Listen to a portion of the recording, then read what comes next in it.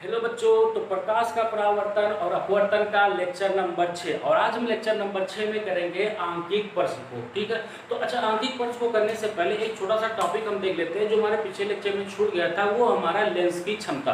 तो हेडिंग लगा लेते हैं लेंस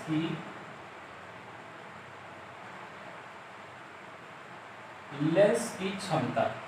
लेंस की क्षमता, ठीक है। तो अब यहाँ पे देखते हैं, हमें पता है जो हमारी उत्तल लेंस होती है वो प्रकाश की किरणों को मुख अक्ष की ओर मोड़ती है, यानी प्रकाश की किरणों को अभिसारित करती है, यानी कन्वर्ज करती है। और जबकि हमारा अवतल लेंस जो होता है वो प्रकाश की किरणों को मुख अक्ष से दूर ढकेलती है, यानी कि प्रकाश की किरणों को अभिसारित करता है, यानी कि क्या करता है, डाइवर्ज करता है। तो यहाँ से हम कह सकते हैं कि जो हमारा लेंस का काम होता है वो केवल और केवल इतना होता है, प्रकाश की किरणों को मोड़ना। लेंस का कार्य केवल क्या होता है, प्रकाश की किरणों को मोड़ना होता है, बस इतना सा काम होता है। ठीक है, तो हम यहां से कह सकते हैं कि जिस लेंस की क्षमता ज्यादा होगी वो प्रकाश की किरणों को क्या करेगा, अधिक मोड़ेगा, और जिस लेंस की क्षमता कम होगी वो प्रकाश की किरणों को क्या करेगा, कम मोड़ेगा। तो यहाँ पे एक पॉइंट डाल के लिखो कि जिस लेंस की क्षमता अधिक होगी, लिखो जिस लेंस की क्षमता अधिक होगी, जिस लेंस की क्षमता अधिक होगी वो प्रकाश की किरणों को अधिक मोड़ेगा, प्रकाश की किरणों को अधिक मोड़ेगा। और दूसरा पॉइंट लिखो कि जिस लेंस की क्षमता कम होगी वो प्रकाश की किरणों को कम मोड़ेगा। ठीक है, इतनी बात क्लियर है। अच्छा, चाहो तो एक पॉइंट यहाँ पर भी लिख सकते हो कि लेंस का कार्य प्रकाश की किरणों को मोड़ना है। लेंस का कार्य यहाँ पे लिख लो कि लेंस का कार्य प्रकाश की किरणों का, प्रकाश की किरणों का मोड़ना है। केवल लेंस का कार्य कितना होता है कि वो प्रकाश की किरणों को मोड़ता है। ठीक है, इतनी बात क्लियर है। ठीक, अब देखो यहाँ पे अगर कोई हमारा जो उत्तल लेंस होगा या कोई भी लेंस ले लो, जिस लेंस की फोकस दूरी कम होगी वो प्रकाश की किरणों को लेंस से नजदीक मोड़ देगा, लेकिन जिस लेंस की फोकस दूरी ज्यादा होगी वो प्रकाश की किरणों को लेंस से कम फोकस दूरी वाली की अपेक्षा दूर जाकर मोड़ेगा। तो यहाँ से हम एक चीज और भी कह सकते हैं कि जिस लेंस की फोकस दूरी कम होगी, फोकस दूरी कम होगी, उसकी क्षमता जो होगी वो क्षमता क्या होगी, ज्यादा होगी। और जिस लेंस की फोकस दूरी अधिक होगी, जिस लेंस की फोकस दूरी अधिक होगी उसकी क्षमता जो होगी वो क्षमता कितनी होगी, कम होगी। यहाँ से चीज कह सकते हैं जिस लेंस की फोकस दूरी कम होगी उसकी क्षमता क्या होगी, ज्यादा होगी, और जिस लेंस की फोकस दूरी अधिक होगी उसकी क्षमता क्या होगी, कम होगी। अच्छा चलो ये चीज थोड़ा फिगर बना के भी समझते हैं। इसको नोट कर लिया। चलो एक फिगर बना के समझते हैं कि जैसे मान लो यहाँ पे हमारा कोई एक उत्तल लेंस है। ठीक है, ये हमारा एक उत्तल लेंस है। अब ये लेंस ऐसा है कि जिसकी फोकस दूरी यहाँ पर है, इतनी दूर है। ये मान लो कि जो प्रकाशित केंद्र से दूरी है, ये प्रकाशित केंद्र से दूरी कितना है, 2 मीटर है। और एक दूसरा उत्तल लेंस बनाता हूँ, ये हमारा एक दूसरा उत्तल लेंस है। ये उत्तल लेंस मान लो ये प्रकाशित केंद्र से जो फोकस दूरी है, ये फोकस दूरी है, ये फोकस है। तो प्रकाशित केंद्र जो फोकस है यहाँ पर है, और प्रकाशित केंद्र से इसकी दूरी जो है वो कितनी है, 4 मीटर के बराबर है। यानी कि जो किरणें मुख अक्ष के समांतर जाएंगी, जो भी किरण मुख अक्ष के समांतर जाएंगी वो अपवर्तन के पश्चात कहाँ से जाएंगी, फोकस से होती हुई जाएंगी। ये चीज हम पहले भी पढ़ चुके हैं, फोकस से होती जाएंगी। तो देखो ये सारी किरणें क्या करेंगी, फोकस से होती जाएंगी। यानी कि जिस लेंस की फोकस दूरी कम है वो किरणों को क्या करती है, लेंस के समीप मोड़ देती है। और जिस लेंस की फोकस दूरी ज्यादा है, अगर मान लो इस लेंस की फोकस दूरी ज्यादा है तो किरणों को क्या करेगा, यहाँ पे जाके मोड़ेगा।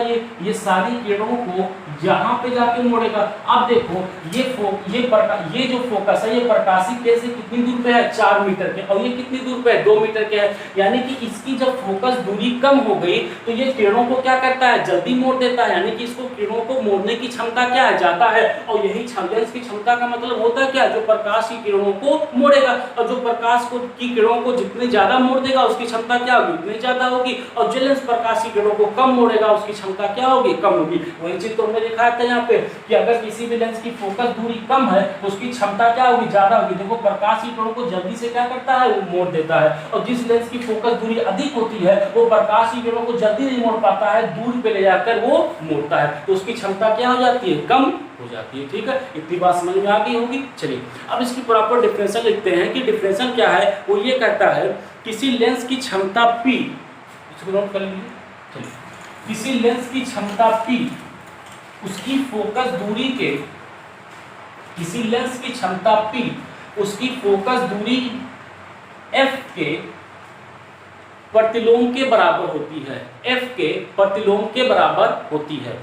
यानी कि जो हमारा P होगा वो 1/f के बराबर होगा। यहाँ पे चीज और लिख लेना कि जो हमारा f होता है, ये f हमारा किस में होता है, मीटर में होता है। f जो होगा वो हमारा किस में होता है, मीटर में होता है। तो P बराबर फार्मूला क्या निकल जाएगा, 1/f के बराबर निकल जाएगा। ठीक है। अच्छा, इसका जो मात्रक होता है, इसका मात्रक जो होता है ये होता है हमारा डायोप्टर। इसका मात्रक जो लिखते हैं वो हम डायोप्टर लिखते हैं, या अगर इसका SI मात्रक बोले, या इसको ऐसे बोलते हैं, इसको प्रचलित मात्रक बोलते हैं। यानी कि जो सबसे ज्यादा इस्तेमाल किया जाता है वो मात्रक इसका क्या है, डायोप्टर है। अगर इसका SI मात्रक की बात की जाए कि इसका SI मात्रक क्या है, तो वो होता है हमारा मीटर इनवर्स के बराबर होता है। ठीक है, उसका मात्रक कितना होगा, मीटर इनवर्स के बराबर होगा। ध्यान रखना कि क्षमता निकालते समय ये 1/f कब होता है, जब f हमारा किस में होता है, मीटर में होता है। ठीक है। अगर हम इसी f को सेंटीमीटर में कर दो, तो यहाँ पे अगर फिर लगा के लिख दो कि यदि f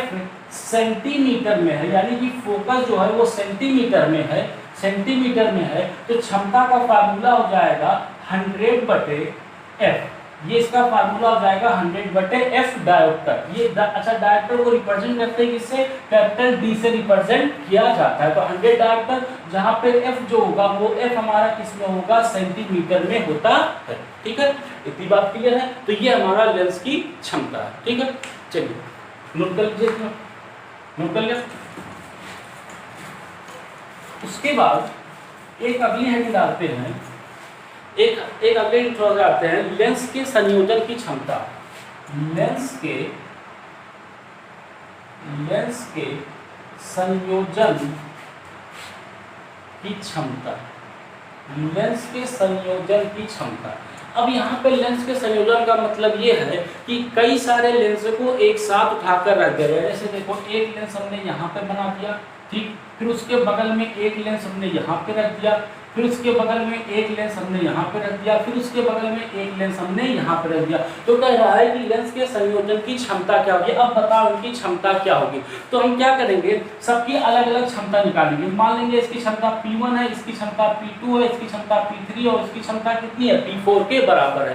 तो जो संयोजन की क्षमता होगी, मान लेते हैं जो संयोजन लेंस बनता है, वो संयोजन लेंस की क्षमता जो है वो P है। तो P बराबर जो होगा वो P1 + P2 + P3 + P4 के बराबर होगा। यानी कि जो संयोजन लेंस की क्षमता होती है, जितने लेंसों को मिलाकर जो संयोजन बनाया गया है, उन सबकी क्षमताओं का अलजेब्रिक योग के बराबर होता है। तो P बराबर हो जाएगा P1 + P2 + P3 + P4 के बराबर निकल जाएगा। ये होता है हमारा लेंस के संयोजन की क्षमता। ठीक है, चलिए इसको नोट कर लीजिए। तो छोटा सा टॉपिक था ये, नोट कर लिया।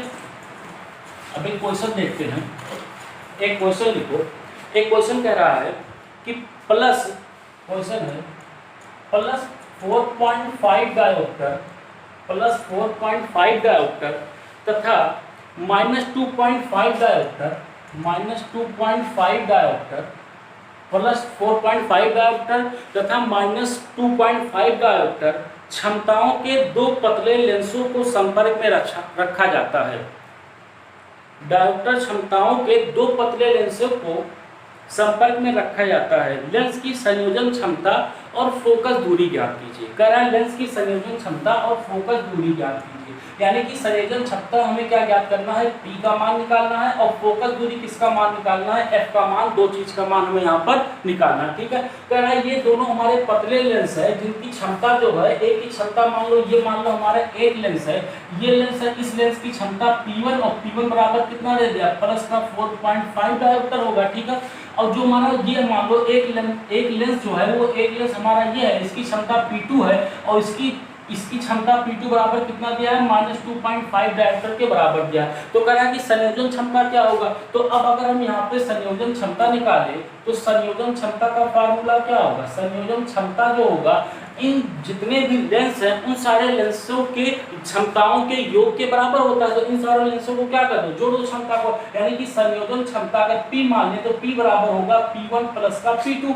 तो यहाँ से P बराबर निकल जाएगा P1 का मान कितना है 4.5 और इसका मान कितना है -2.5 है। तो P का मान जो हमारा निकल जाएगा वो हमारा निकल जाएगा 2 के बराबर निकल जाएगा, यानी संयोजन क्षमता जो हो जाएगा वो कितना निकल जाएगा 2 डायोप्टर के बराबर निकल जाएगा। अब हमसे क्या कह रहा है, फोकस दूरी निकाल लीजिए। तो भैया हमें पता है कि क्षमता और फोकस दूरी में रिलेशन क्या होता है, P बराबर 1/f होता है। तो यहाँ पे जरा इसका मान रख दो, क्षमता का मान कितना है P बराबर कितना है 2 है, 1/f हो जाएगा।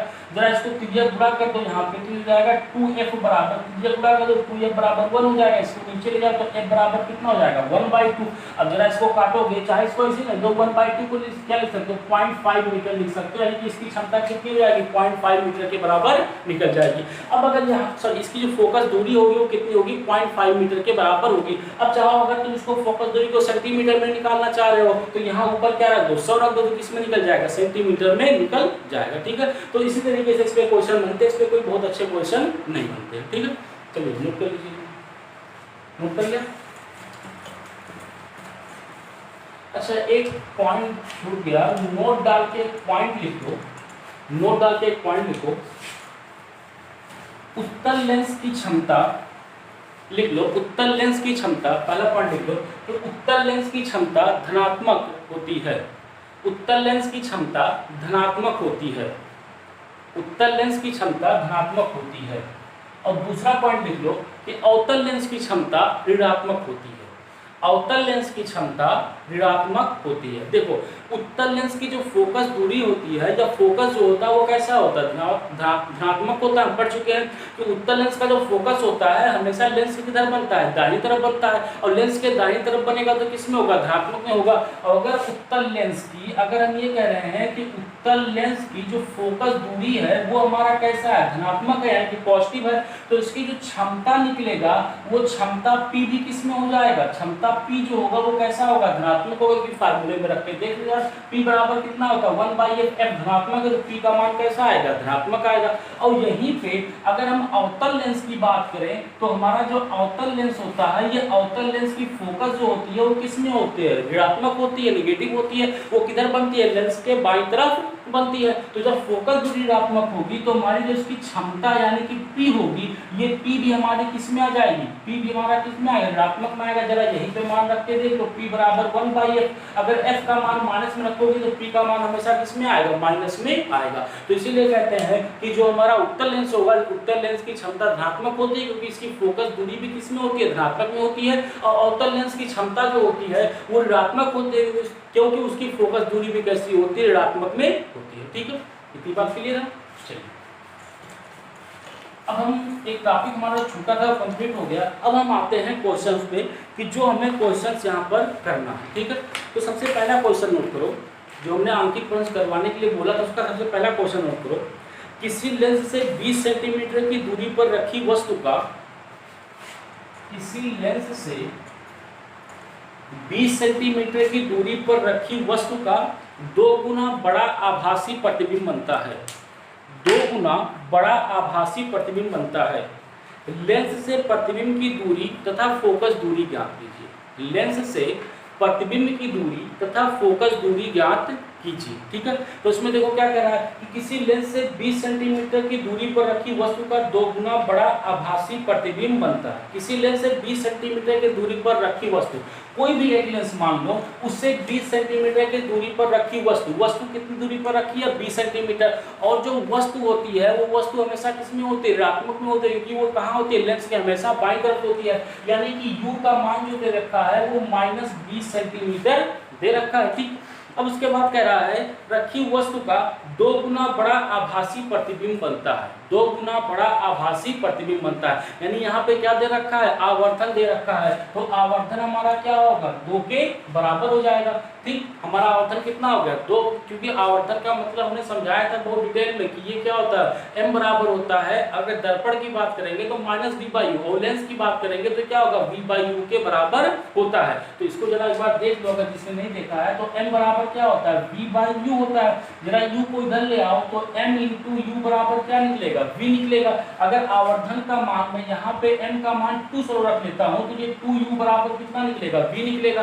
अब अगर यहाँ पे हमारी जो वस्तु की ऊंचाई है, ये वस्तु की ऊंचाई अगर मैं 1 सेंटीमीटर रखूंगा तो हमारी प्रतिबिंब की ऊंचाई कितनी आएगी? 2 सेंटीमीटर आएगी। तो हमें आवर्धन यही बताता है कि जो हमारा प्रतिबिंब है वो वस्तु की तुलना में कितना बड़ा या कितना छोटा बन रहा है। तो इसको ऐसे भी लिख सकते हो कि ये हमारा किसके बराबर हो जाएगा? v/u के बराबर हो जाएगा। ये दोनों में रिलेशन ही तो दिया हुआ है, ठीक है। चलिए इतनी बात क्लियर। अब जिसको अब भी न समझ में आया हो वो हमारा लेक्चर देखे, तीसरा लेक्चर, उसको समझ में आ जाएगा, ठीक है। चलिए उसके बाद क्या कह रहा है? लेंस से प्रतिबिंब की दूरी तथा फोकस दूरी ज्ञात कीजिए। लेंस की प्रतिबिंब की दूरी क्या होती है? v होती है। और फोकस दूरी क्या ज्ञात करनी है? f ज्ञात करनी है। यानी कि हमें v और f का मान क्या करना है? निकालना है। तो सबसे पहले जो हमारा m बराबर दिया है 2 और ये बराबर है v/u के, यहाँ पर हम u का मान उठा के रख देते हैं तो 2 बराबर निकल जाएगा v/-20। तो ये इधर गुणा करोगे तो v बराबर कितना निकल जाएगा? -40 सेंटीमीटर निकल जाएगा। यानी कि v का मान क्या आ गया? -40 सेंटीमीटर आ गया। v का मान हमारा कितना आ गया? -40 सेंटीमीटर आ गया। अब -40 सेंटीमीटर हमें क्या बताता है? अगर सपोज कर लो कि कुछ समय के लिए ये हमारा उत्तल लेंस है, चलो मैं सपोज कर लेता हूँ कुछ समय के लिए ये हमारा कैसा है? उत्तल लेंस है। तो उत्तल लेंस है तो यहाँ पे क्या कह रहा है? प्रतिबिंब की जो वस्तु की दूरी है वो कितना है? -20। तो मान लो यहाँ पे हमारी वस्तु है, ये a और b है, और यहाँ पे ये हमारा प्रकाशिक केंद्र है। तो प्रकाशिक केंद्र से वस्तु की दूरी कितना दे रखा है? 20 सेंटीमीटर दे रखा है। और v का मान भी कितना आ रहा है? -40 आ रहा है। अब ये बताओ v का मान +40 होता तो प्रतिबिंब किधर बनता है? इस लेंस के दाहिनी तरफ बनता, तो इसका मान किसमें आता है? प्लस में आता। अब ये इधर किधर बनना है? ये लेंस के बाईं तरफ बनेगा, क्योंकि यहाँ पे मान कितना आ गया? माइनस में आ गया। यानी कि जो हमारा प्रतिबिंब बनेगा वो प्रतिबिंब हमारा कुछ यहाँ पर आकर बनेगा। जो प्रकाशिक केंद्र से दूरी कितनी होगी? 40 सेंटीमीटर होगी। तो इसका मान v बराबर -40 सेंटीमीटर किताब में लिखा हुआ ये भी मिल सकता है, या फिर ऐसे भी लिख सकता है कि v बराबर 40 सेंटीमीटर दूर, ऐसे लिखा हो मिल सकता है इसको कि 40 सेंटीमीटर दूर लेंस के बाईं तरफ, 40 सेंटीमीटर दूर लेंस के बाईं तरफ, 40 सेंटीमीटर दूर लेंस के बाईं तरफ। ये बात तो समझ में आई ना कि लेंस के बाईं तरफ यहाँ से क्यों लिख रहा है? अब चाहे -40 सेंटीमीटर लिखे, चाहे 40 सेंटीमीटर लेंस के बाईं तरफ लिखे, दोनों बात क्या होती है? सेम होती है। अगर मैं लेंस के दाईं तरफ की बात करता तो लेंस के दाईं तरफ की दूरी आती तो हमेशा कैसी होती? वो पॉजिटिव होती। अच्छा एक चीज और समझ सकते हो, यहाँ पे क्या कह रहा है? आभासी प्रतिबिंब बनता है। तो लेंस के अगर दाहिनी तरफ जाओगे तो कैसा बनेगा? वास्तविक प्रतिबिंब बनेगा। और लेंस के बाईं तरफ आओगे तो हमेशा कैसा बनेगा? आभासी प्रतिबिंब ही बनेगा। तो यहाँ से हमारा क्लियर हो गया था कि हमारा जो हमारा प्रतिबिंब की दूरी आएगी वो किसमें आएगी? माइनस में ही आएगी, क्योंकि प्रतिबिंब कैसा बन रहा है? आभासी प्रतिबिंब बन रहा है। ठीक है, ये इसके सहायता से भी देख सकते हो। ठीक है, आंसर दोनों तरीके से लिखा हुआ मिल सकता है। ठीक है, चलिए इतना हो गया। अब हमसे क्या पूछ रहा है? हमसे पूछ रहा है कि इसकी फोकस दूरी भी ज्ञात कीजिए। चलो भैया फोकस दूरी ज्ञात कर लेते हैं। तो इसके लेंस वाला फार्मूला क्या था कि 1/v - 1/u बराबर 1/f। यहाँ से लिख लो कि लेंस सूत्र से, यहाँ पर लिख लो लेंस सूत्र से 1/v - 1/u बराबर 1/f। v का मान कितना है हमारा? v का मान कितना आया है? v का मान आया है -40। अब यहाँ पे ध्यान रखना कि u v f का मान जो होगा वो चिन्ह के साथ रखते हैं। अगर प्लस है तो प्लस और माइनस है तो माइनस। यानी कि अगर वो लेंस के बाईं तरफ रखा है तो माइनस, और लेंस के दाईं तरफ बन रहा है तो प्लस। तो देखो v का मान कैसे रखेंगे? -40 रखेंगे। तो ये बन जाएगा 1/-40 माइनस का u का मान कितना है? -20। तो ये हो जाएगा 1/-20 बराबर 1/f। ये हो जाएगा 1/-40 है, माइनस माइनस प्लस 1/20 और बराबर का हो जाएगा 1/f के बराबर। अब 20 और 40 का एलसीएम कितना आएगा? ये आएगा हमारा 40, तो हो जाएगा -1 और ये प्लस का 2 बराबर 1/f। तो ये हो जाएगा 1/40 बराबर 1/f। तो ये गुणा कर दोगे तो यहाँ से f का मान कितना आ जाएगा? 40 सेंटीमीटर आ जाएगा। यानी कि फोकस जो होगा वो किधर होगा? 40 सेंटीमीटर पे होगा। और फोकस देखो हमारा किस में आ रहा है? धनात्मक में आ रहा है। यानी कि फोकस किधर होगा? लेंस से किधर होगा? लेंस के बाईं तरफ नहीं, लेंस के दाईं तरफ होगा। क्योंकि अगर लेंस के बाईं तरफ हो जाएगा तो फोकस किस में आ जाएगा? ऋणात्मक में आ जाएगा। और फोकस दूरी हमारी किस में आ रही है? धनात्मक में। यानी कि जो हमारा लेंस होगा वो लेंस हमारा फोकस से किधर फोकस जो होगा वो लेंस के किधर होगा, लेंस के दाहिनी तरफ होगा। और यहाँ से ये बता सकते हो कि हमारा कौन सा लेंस होगा, तो जरा याद करो किस लेंस की फोकस दूरी धनात्मक होती थी, उत्तल लेंस। तो यहाँ पे हम लिख सकते हैं, अगर हमसे पूछा होता कि कौन सा लेंस होगा तो लेंस हमारा कैसा होगा, उत्तल लेंस होगा। यहाँ पे ये लेंस हमारा कौन सा होगा, उत्तल लेंस होगा। ठीक है, चलिए तुम्हें कोई दिक्कत है नोट कर लीजिए। हमारा अगला क्वेश्चन है, उसको नोट कर लीजिए कि एक 2 सेंटीमीटर लंबी वस्तु 10 सेंटीमीटर फोकस दूरी के 10 सेंटीमीटर फोकस दूरी के किसी उत्तल लेंस के मुख अक्ष के लंबवत रखी है, किसी उत्तल लेंस के मुख अक्ष के लंबवत रखी है। वस्तु की लेंस से दूरी 15 सेंटीमीटर है, वस्तु से लेंस की दूरी 15 सेंटीमीटर है। प्रतिबिंब की स्थिति ज्ञात कीजिए, इसका आवर्धन भी ज्ञात कीजिए। ठीक है, तो क्वेश्चन में कह रहा है कि क्वेश्चन में कह रहा है 2 सेंटीमीटर लंबी वस्तु, यानी वस्तु की जो लंबाई है वो हमारी कितनी दे रखी है, 2 सेंटीमीटर दे रखी है। वस्तु की लंबाई को किससे लिखते हैं, h0 से लिखते हैं। अब कह रहा है कि लेंस वस्तु से 10 सेंटीमीटर फोकस दूरी के किसी उत्तल लेंस के मुख अक्ष पे रखी है। एक उत्तल लेंस है, उसकी फोकस दूरी कितना दे रखा है, 10 सेंटीमीटर, यानी f का मान कितना दे रखा है, 10 सेंटीमीटर। अब बताओ f प्लस में होगा कि माइनस में होगा, ये क्वेश्चन से पता चलेगा, क्योंकि यहाँ पे क्या बोला, उत्तल लेंस। और उत्तल लेंस की फोकस दूरी कैसी होती है, धनात्मक होती है। तो उत्तल लेंस की फोकस जो होती है वो लेंस किधर होती है, दाहिनी तरफ बनती है। ठीक है, अब उसके बाद कह रहा है कि वस्तु की लेंस से दूरी 15 सेंटीमीटर है, वस्तु से लेंस की दूरी, यानी कि u का मान जो दे रखा है, ये u का मान कितना दे रखा है, -15 सेंटीमीटर, क्योंकि u तो हमेशा किसमें होता है, माइनस में होता है। अब जरा अगर हम इसका चित्र बनाएं तो देखो इसका चित्र कुछ इस प्रकार से बनेगा कि ये हमारा क्या है, ये उत्तल लेंस है। ठीक है, ये हमारा मुख अक्ष हो गया और यहाँ पे ये हमारा प्रकाशिक केंद्र हो गया। अब कह रहा है वस्तु की हाइट कितना है, 2 सेंटीमीटर, फोकस दूरी कितना रखा है, 10 सेंटीमीटर, और वस्तु की लेंस से वस्तु की दूरी कितना है, 15 सेंटीमीटर। तो मान लो यहाँ पे ये वस्तु है, तो यहाँ से ये वस्तु है और यहाँ पे ये वस्तु की लंबाई अगर AB मान लो तो ये कितना दे रखा है, 2 सेंटीमीटर लंबा दे रखा है। और यहाँ से वस्तु की दूरी जो U बोलते थे, ये कितना दे रखा है, 15 सेंटीमीटर दे रखा है। और उसकी फोकस दूरी कितना दे रखा है, 10 सेंटीमीटर, यानी कि प्रकाशित केंद्र से इस तरफ 10 सेंटीमीटर पे आकर यहाँ पे इसका क्या होगा, फोकस होगा। तो इस तरीके से हमारा इसका चित्र बनेगा। ठीक है, इसमें हमसे पूछा क्या है, इसमें हमसे पूछा है कि स्थिति तथा इसका आवर्धन ज्ञात कीजिए, यानी कि हमें स्थिति V का मान बताना है और आवर्धन किसका मान बताना है, m का मान यहाँ पर बताना है। ठीक है, 2 का मान यहाँ पे हमें बताना है। तो चलिए सबसे पहले V का मान निकालते हैं।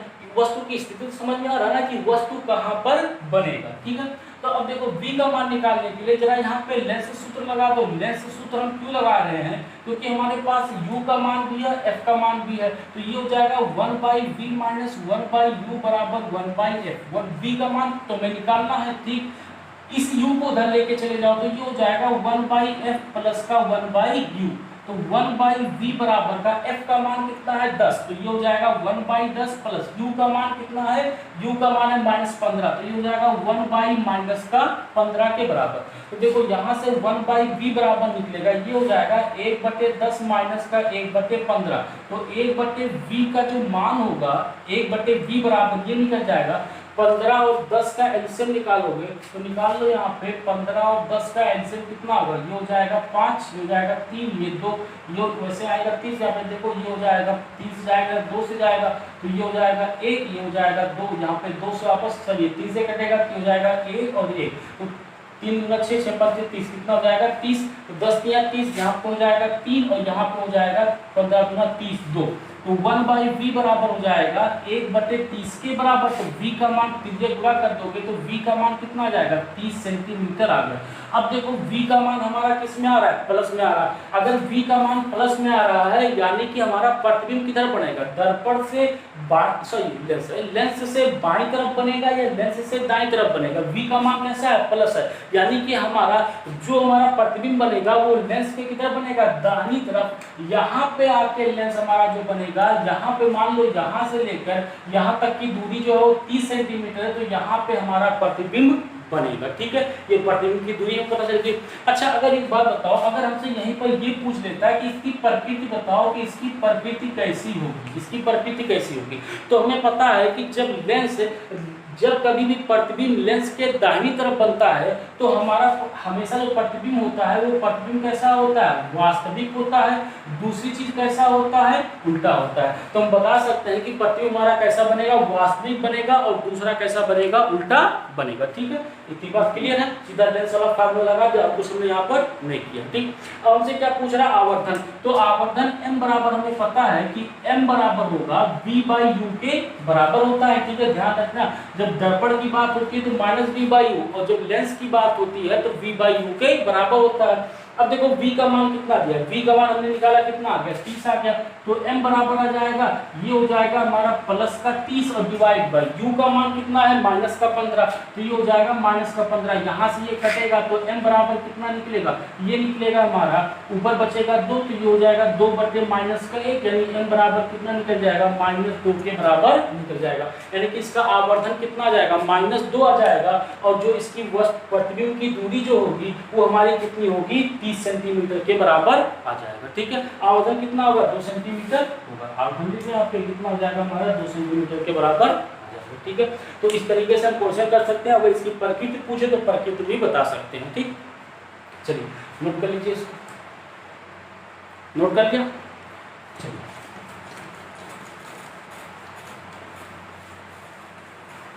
इसके बाद जो हमारा अगला क्वेश्चन है, एक अगला क्वेश्चन नोट कर लीजिए इसके। ये कह रहा है कि 10 सेंटीमीटर फोकस दूरी वाले उत्तल लेंस से 20 सेंटीमीटर दूर 10 सेंटीमीटर लंबी एक मोमबत्ती रखी है। फिर से सुन लो कि 10 सेंटीमीटर फोकस दूरी वाले उत्तल लेंस से 20 सेंटीमीटर दूर 10 सेंटीमीटर लंबी एक मोमबत्ती रखी है। लेंस से बने मोमबत्ती के प्रतिबिंब की स्थिति, प्रकृति तथा लंबाई ज्ञात कीजिए।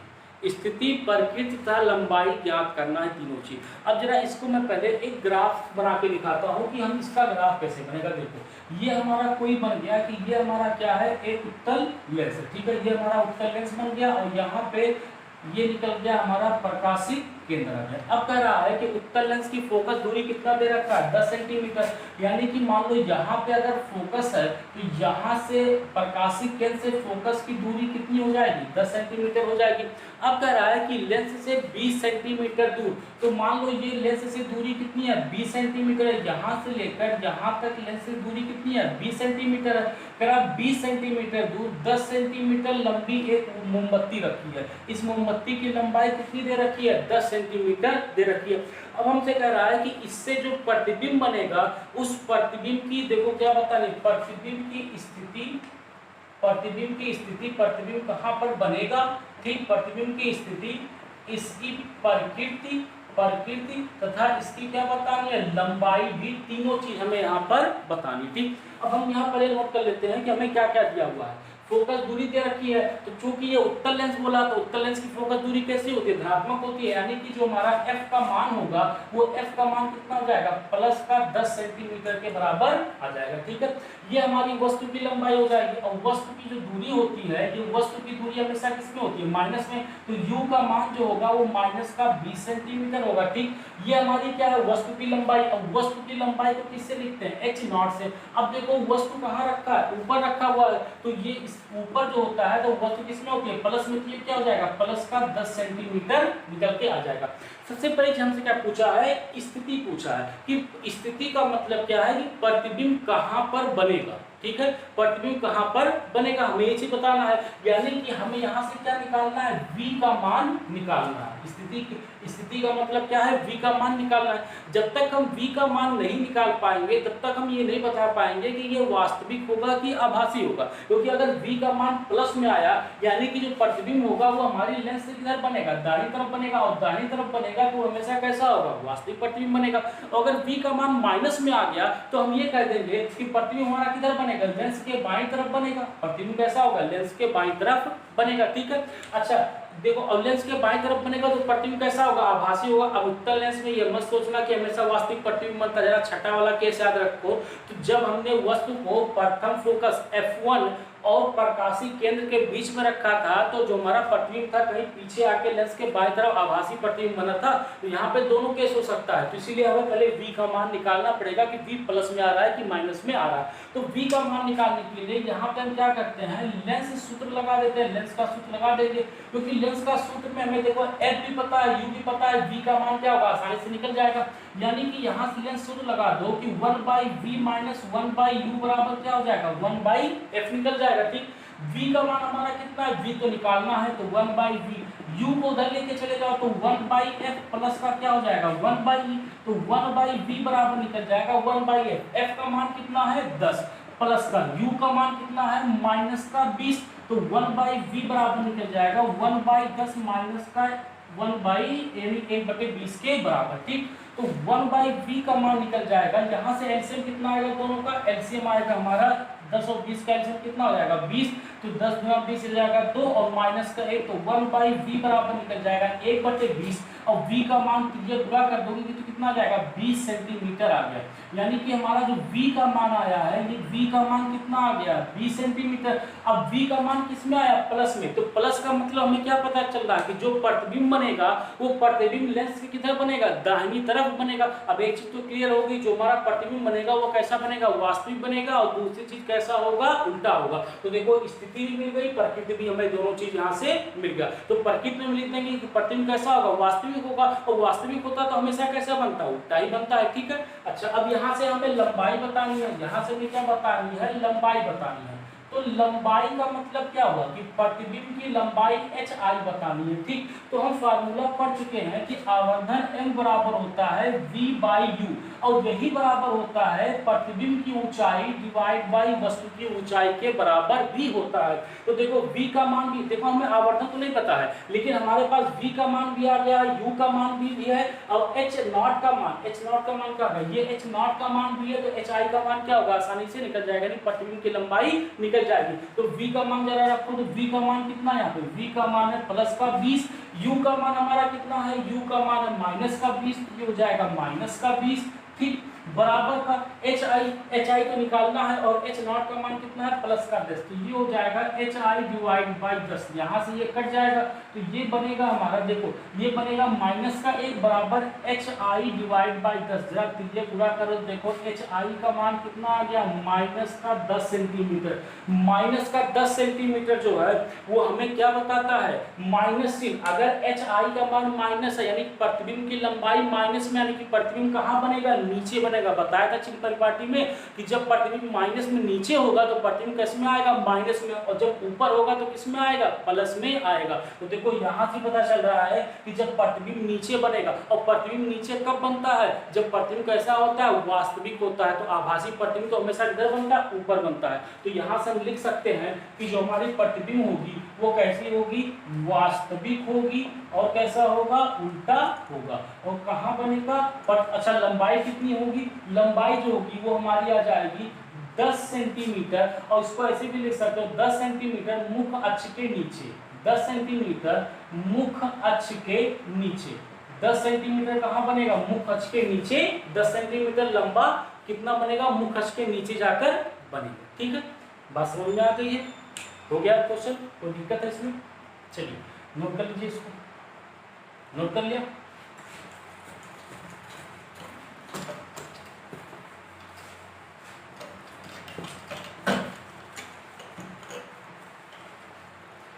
देखो एक अगला क्वेश्चन, वायु के सापेक्ष जल तथा कांच के अपवर्तनांक क्रमशः, वायु के सापेक्ष जल तथा कांच के अपवर्तनांक क्रमशः 1/3 व 1/2 है, 1/3 व 1/2 है। तो जल का कांच के सापेक्ष अपवर्तनांक ज्ञात कीजिए। तो जल का कांच के सापेक्ष अपवर्तनांक ज्ञात कीजिए। एक बार वीडियो को रोको, पॉज करो और खुद से एक बार करने की कोशिश करो इसको। ठीक है, चलिए कर लिया। चलिए देखते हैं अब क्या कह रहा है कि वायु के सापेक्ष जल तथा कांच के अपवर्तनांक। वायु, यहाँ पे आ गया हमारा वायु, एक आ गया हमारा जल, और एक आ गया हमारा कांच। ठीक, सबसे पहले क्या कह रहा है, वायु के सापेक्ष जल तथा कांच के अपवर्तनांक 1/2 और 1/3 और 1/2 है। तो सबसे पहले कह रहा है कि वायु के सापेक्ष जल का अपवर्तनांक ये कितना दिया है, 1/3 दिया है, और वायु के सापेक्ष कांच का अपवर्तनांक कितना दिया है, 1/2 दिया है। और हमसे कह रहा है कि जल का कांच के सापेक्ष अपवर्तनांक, यानी कि जल का अपवर्तनांक निकालना है, तो जिसका अपवर्तनांक निकालते हैं इसको किधर लिखते हैं, दाईं तरफ, और किसके सापेक्ष, कांच के सापेक्ष अपवर्तनांक ज्ञात कीजिए। तो अब जरा ये कहानी याद करो, ये हमने एक टॉपिक पूरा बताया था इस पे कि समांतर पारदर्शी माध्यमों में कांच प्रकाश का अपवर्तन, समांतर पारदर्शी माध्यमों में प्रकाश का अपवर्तन वाला कहानी। तो इसमें आप लोग देखो यहाँ पे हमसे क्या कह रहा है कि यहाँ हमसे कह रहा है कि पानी का अपवर्तनांक कांच के सापेक्ष या कांच के सापेक्ष में पानी का अपवर्तनांक निकालिए। तो एक तो ये था, यहाँ पे निकाल देते कि कांच में प्रकाश की चाल डिवाइड बाई पानी में प्रकाश की चाल, लेकिन हमें प्रकाश की चाल दे नहीं रखा है, हमें क्या दे रखा है, ये दे रखा है यहाँ पे अपवर्तनांक। तो अपवर्तनांक वाला तरीका भी देखा था हमने, वो क्या था हमारा कि हमसे पानी का अपवर्तनांक पूछा है, तो पानी का अपवर्तनांक किसके सापेक्ष में निकालो, हवा के सापेक्ष में। तो हवा के सापेक्ष में पानी का अपवर्तनांक डिवाइड बाई हवा के सापेक्ष में कांच का अपवर्तनांक, ठीक है। जिसका अपवर्तनांक निकालते हैं उसको कहाँ रखते हैं, ऊपर रखते हैं। और जब चाल वाला निकालते हैं तो चाल वाले में जिसके सापेक्ष में निकालते हैं उसकी चाल कहाँ रखते हैं, ऊपर रखते हैं। दोनों में डिफरेंस है, इसको ध्यान रखना। देखो यहाँ पे लिख दे रहा हूँ, अगर मैं यहाँ पे चाल वाला निकालता कि कांच के सापेक्ष पानी का अपवर्तनांक, तो कांच में प्रकाश की चाल डिवाइड बाई पानी में प्रकाश की चाल निकालता। लेकिन ये चाल वाली कहानी, चाल से निकालते तो इस तरीके से करते, लेकिन जब इन दोनों का हवा के सापेक्ष में अपवर्तनांक दे रखा है, तो जिसका अपवर्तनांक निकालना है उसको कहाँ रखते हैं, ऊपर रखते, ठीक है। इसको हम कहाँ रखते हैं, ऊपर रखते, ठीक। तो अब देखो यहाँ से इसका मान हमें दे रखा है कितना है, 1/3 के बराबर डिवाइड बाई नीचे क्या दे रखा है, 1/2। तो ये हो जाएगा 1/3, ये ऊपर जाएगा 2/3, तो सॉरी ये ऊपर हो जाएगा 2/1, ठीक। ये ऊपर जाएगा 2/1, तो ये हो जाएगा हमारा 2/3 के बराबर हो जाएगा। यानी कि कांच के सापेक्ष पानी का अपवर्तनांक कितना हो जाएगा, 2/3 के बराबर आ जाएगा, ठीक है।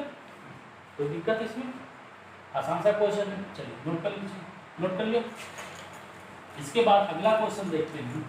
तुम्हारा अगला क्वेश्चन है, इसमें कह रहा है जब, लिख लो इसको क्वेश्चन को, कि जब प्रकाश की किरण विरल माध्यम से सघन माध्यम में आती है, बहुत बढ़िया क्वेश्चन है ये। जब प्रकाश की किरण विरल माध्यम से सघन माध्यम में जाती है तो आपतन कोण तथा अपवर्तन कोण क्रमशः 45 डिग्री तथा 30 डिग्री है। आपतन कोण तथा अपवर्तन कोण क्रमशः 45 डिग्री तथा 30 डिग्री है। तब प्रथम माध्यम के सापेक्ष द्वितीय माध्यम का अपवर्तनांक क्या होगा। प्रथम माध्यम के सापेक्ष द्वितीय माध्यम का अपवर्तनांक क्या होगा। तो एक बार इसको खुद से ट्राई करो, फिर उसके बाद में बता रहा हूँ उसको, ठीक है। चलिए कर लिया, देखते हैं। अब क्या कह रहा है कि जब प्रकाश की किरण विरल माध्यम से सघन माध्यम में जाती है, तो ये मान लो कि ये हमारा कोई एक सतह है जो दोनों माध्यमों को अलग करता है। ये माध्यम फर्स्ट मान लो और ये माध्यम क्या मान लो, सेकंड मान लो। ये मान लो हमारा विरल माध्यम है और इसको मान लो ये क्या है, हमारा सघन माध्यम है। इसको मान लो कि ये हमारा क्या है, सघन माध्यम, ठीक है। तो कह रहा है जब प्रकाश की किरण विरल माध्यम से सघन माध्यम में आती है, तो अब जरा एक चीज बताओ, अगर विरल माध्यम से सघन माध्यम में जाएगी तो अभिलंब की ओर मुड़ेगी या अभिलंब से दूर हटेगी, क्या होगा, अभिलंब की ओर मुड़ जाएगी। तो ये इस तरीके से अभिलंब की ओर क्या होगी, मुड़ जाएगी।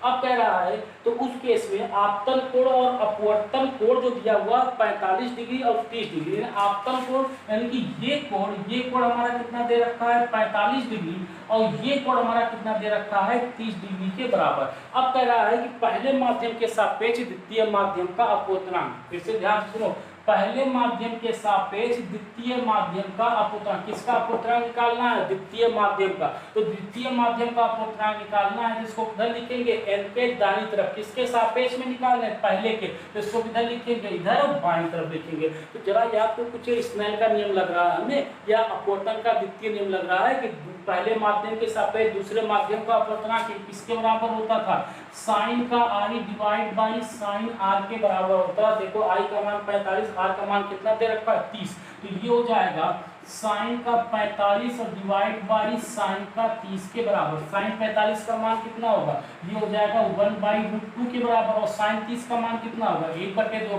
तो जरा इसको पलटो यहाँ से, तो 1/√2 इंटू ये ऊपर जाएगा तो कितना जाएगा 2/1, तो यहाँ से कटेगा तो कितना हो जाएगा √2 के बराबर हो जाएगा।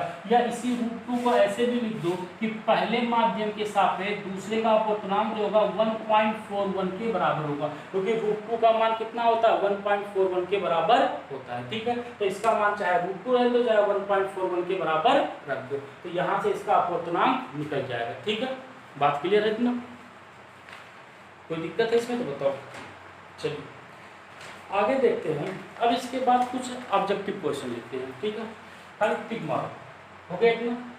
चलिए देखो, जो बोर्ड वाले हैं अब इससे बढ़कर तो क्वेश्चन नहीं आने वाला। ठीक है, कुछ ऑब्जेक्टिव क्वेश्चन भी देख लेते हैं, वो भी और बढ़िया बढ़िया क्वेश्चन है, वो भी कर लो। ठीक, लिखो पहला क्वेश्चन कह रहा है यदि दो माध्यमों के समीप यदि दो माध्यमों के सीमा पृष्ठ पर यदि दो माध्यमों के सीमा पृष्ठ पर एक प्रकाश की किरण लंबवत आपतित होती है, यदि दो माध्यमों के सीमा पृष्ठ पर एक प्रकाश की किरण लंबवत आपतित होती है तो अपवर्तन कोण होगा, तो अपवर्तन कोण होगा,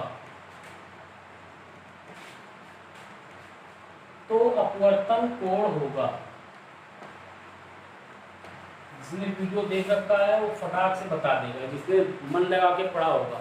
सिंपल सा क्या कह रहा है, यदि दो माध्यमों के सीमा पृष्ठ पर प्रकाश की किरण लंबवत आपतित होती है। प्रकाश की किरण कैसे आपतित होती है, लंबवत आपतित होती है। तो देखो प्रकाश की किरण, ये हमारा दो माध्यम हो गया। प्रकाश की किरण अगर लंबवत गिरती है तो सीधा क्या होती है, आगे की तरफ निकल जाती है। तो आपतित किरण जो होती है वो भी, आपतित कोण का मान जो होता है वो भी 0 होता है, और अपवर्तन कोण का मान जो होता है वो भी कितना होता है, 0 के बराबर होता है। तो इसका आंसर कितना हो जाएगा, 0 के बराबर आ जाएगा। सीधा क्या होती है, आगे की तरफ निकल जाती है। ठीक है, अगला क्वेश्चन नोट करो। चलो लिखो, यदि उत्तल लेंस के सामने वस्तु यदि उत्तल लेंस के सामने वस्तु 2f पर रखी जाए, यदि उत्तल लेंस के सामने वस्तु 2f पर रखी जाए तब उसका प्रतिबिंब कहाँ बनेगा, तब उसका प्रतिबिंब कहाँ बनेगा। पहला ऑप्शन है अनंत, दूसरा ऑप्शन है 2f, तीसरा ऑप्शन है f, और चौथा ऑप्शन है f तथा प्रकाशिक केंद्र O के बीच, f तथा प्रकाशिक केंद्र O के बीच। अब जरा ये बताओ, अगर उत्तल लेंस में हम वस्तु को 2f पर रख दे तो हमारा प्रतिबिंब कहाँ पर बनेगा। जरा याद करो फिर से, प्रतिबिंब कहाँ पर बनता है, जब 2f पर रखते हैं तो प्रतिबिंब कहाँ पर बनता है, 2f पर ही बनता है। चलो पहले कैसे याद दिला रहा हूँ। जब वस्तु को अनंत पर रखते हैं, देखो उत्तल लेंस बना ले रहा हूँ, एक हमारा ये क्या है, एक उत्तल लेंस है, यहाँ पे हमने ये प्रकाशिक केंद्र बना लिया। ठीक, जब उत्तल लेंस को हम ये मान लो कि हमारा 2f1 है, ये हमारा f1 है, यहाँ पे हमारा f2 है, और यहाँ पे हमारा 2f2 है। ठीक, तो जब वस्तु को हम अनंत पर रखते थे, जब वस्तु को अनंत पर रखेंगे तो प्रतिबिंब हमारा किधर बनता था, f2 पर आके बनता था। और जब हम वस्तु को अनंत और 2f1 के बीच में रखते थे तो प्रतिबिंब हमारा f2 और 2f2 के बीच में बनता था। ठीक है, छोटा बनता था। और जब हम 2f पर रखते थे तो प्रतिबिंब हमारा किधर बनता था, 2f पे बनता था और सेम साइज का बनता था। ठीक है, और जब 2f1 और f1 के बीच में रखते थे तो हमारा प्रतिबिंब यहाँ पे f2 और अनंत के बीच में बनता था, और प्रतिबिंब कैसा बनता था, बड़ा बनता था। और जब हम वस्तु को f1 पे रखते थे लाके तो प्रतिबिंब हमारा कहाँ बनता था, यहाँ अनंत पे कहीं पर आके बनता था, दोनों समांतर निकल जाती थी। और जब प्रकाशिक केंद्र O और f1 के बीच में रखते थे तो प्रतिबिंब हमारा इस साइड में आके यहाँ पे पीछे की तरफ बनता था। तो देखो 2f1 पे रखूंगा यानी 2f पे रखूंगा तो प्रतिबिंब कहाँ पे बनेगा, 2f पर ही प्रतिबिंब हमारा बनेगा। ठीक है, चलिए अगला क्वेश्चन लिखिए। अगला क्वेश्चन कह रहा है, यदि एक उत्तल लेंस को आधा पेंट कर दिया जाए, यदि एक उत्तल लेंस को आधा पेंट कर दिया जाए, यदि एक उत्तल लेंस को आधा पेंट कर दिया जाए तो प्रतिबिंब की स्थिति में क्या प्रभाव पड़ेगा, तो प्रतिबिंब की स्थिति में क्या प्रभाव पड़ेगा। यदि कोई एक उत्तल लेंस लिया, जैसे मान लो हमने यही उत्तल लेंस लिया, इस उत्तल लेंस को आधा ऐसे पेंट कर दूं, इस उत्तल लेंस को आधे को क्या कर दूं, आधे को क्या कर रहा है, पेंट करते रहा है। तो कह रहा है कि प्रतिबिंब पर क्या प्रभाव पड़ेगा। ठीक है, प्रतिबिंब पर हमारा क्या प्रभाव पड़ेगा। चलिए इसको जरा सोच के बताइए, और नहीं पता है तो उसको लिख लीजिए कि प्रतिबिंब पर कोई प्रभाव नहीं पड़ेगा। प्रतिबिंब जहां बन रहा है वहीं बनेगा, प्रतिबिंब पर कोई प्रभाव नहीं पड़ेगा, सिर्फ उसकी चमक कम हो जाएगी। प्रतिबिंब पर कोई प्रभाव नहीं पड़ेगा, सिर्फ उसकी चमक क्या होगी, कम पड़ जाएगी। ठीक है, चलिए लिख लिया। अगला क्वेश्चन एक लिख लीजिए, एक लास्ट क्वेश्चन लिख लीजिए अगला। यदि एक उत्तल लेंस नहीं सॉरी संयुग्मी फोकस संभव है, संयुग्मी फोकस संभव है, केवल पहला ऑप्शन लिखो उत्तल उत्तल उत्तल दर्पण, दूसरा ऑप्शन है हमारा अवतल दर्पण, अवतल दर्पण, तीसरा ऑप्शन है हमारा समतल दर्पण, और चौथा ऑप्शन है हमारा साधारण कांच में।